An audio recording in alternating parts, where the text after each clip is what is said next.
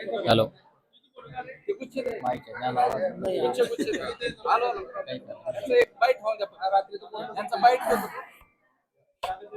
काही बोलत नाही, डायरेक्ट बोल.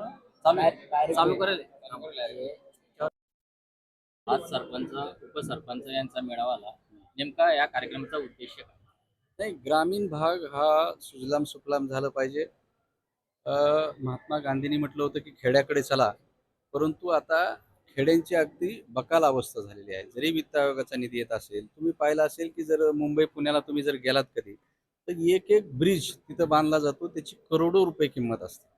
परंतु आजही आम्हाला म्हणजे गावचा एखादा माणूस त्याचं निधन झालं तर त्याला स्मशानभूमी सुद्धा चांगली नाही, गावची पाण्याची समस्या सुटलेली नाही, शाळा चांगल्या नाहीत, अंगणवाड्या चांगल्या नाहीत, तिथलं शिक्षण चांगलं नाही, आरोग्य चांगलं नाही आणि हाताला काम नाही. त्यामुळं गावं ही समृद्ध बनली पाहिजे, हे फक्त बोललं जातं, परंतु समृद्ध होण्याच्या दृष्टीने पाहिजे तसा प्रयत्न केला जात नाही.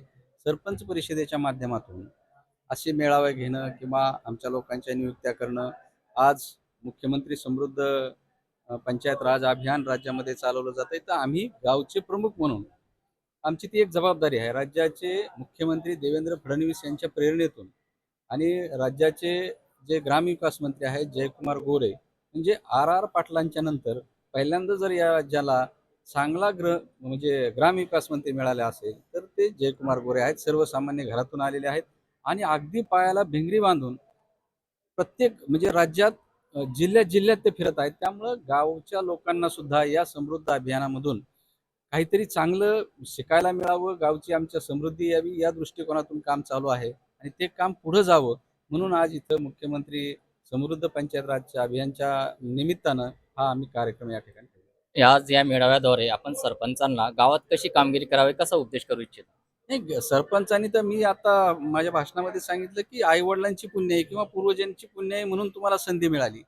गावातला प्रत्येक माणूस, आपण ज्या दिवशी गावचे सरपंच झालो त्या दिवशी गावातले पक्ष किंवा हा विरोधी पक्षाचा तो विरोधी पक्षाचा असा न करता आपण सगळ्यांना बरोबर घेऊन जर गावचा विकास केला तर निश्चित या गावामध्ये अनेक हिवरे बाजार निर्माण होतील, अनेक राळेगण सिद्धी निर्माण होतील. तर ते काम सरपंचांनी म्हणजे जातपात धर्म किंवा गटतट न बाळगता पुढे नेलं पाहिजे, ही आमची सरपंच परिषदेची भावना आहे. गावातील काही निधी अभावी बरेच कामं अपूर्ण राहतात. यामागे आपण सरपंचांना कारणीभूत ठरवता की राजकीय म्हणजे प्रशासनाला कारणीभूत ठरवता? नाही, आता तुम्ही राज्यातल्या काही गोष्टी अशा असतात, आता पूर्ण तंत्रज्ञान आले, काही निधी हा केंद्राकडून येतो, काही राज्याकडून येतो, तर काही त्याच्यात कमी जास्त होत असतं. परंतु सरपंच जर गावचा सक्षम असेल तर तो त्याचा पाठपुरावा करून अगदी ते काम करून घेऊ शकतो, नाही असं नाही. तर आज मेळाव्यामध्ये आपली एक समिती पण नेमल्या गेली. त्या समितीला आपण काय सांगू? नाही, आमच्या समितीला आता इथं काही प्रश्न उपस्थित झाले की 17 गावाला वित्त आयोगाचे पैसे मिळाले नाही. समितीकडून अपेक्षा ही आहे की जे सरपंच आहेत त्यांच्या काय ज्या समस्या आहेत त्या राज्यापर्यंत पोहोचणं. मग तालुक्यांनी जिल्ह्याला पोहोचवा, जिल्ह्यांनी विभागाला पोहोचवा, तर विभागाने आमच्याकडे किंवा थेट आमच्याशी संपर्क त्यांनी साधावा. मी तर प्रत्येक भाषणातून आज इथं सांगायचं विसरलो की 24 तास मला फोन लावा. म्हणजे रात्री 2:30 वाजू 2 वाजू, कारण सरपंच जेव्हा काम आहे त्यावेळेसच फोन लावणार आहे, उगाच कोणी लावत नाही फोन.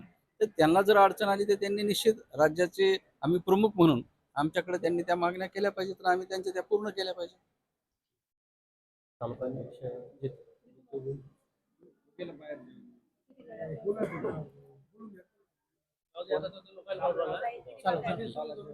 चालेल. हो.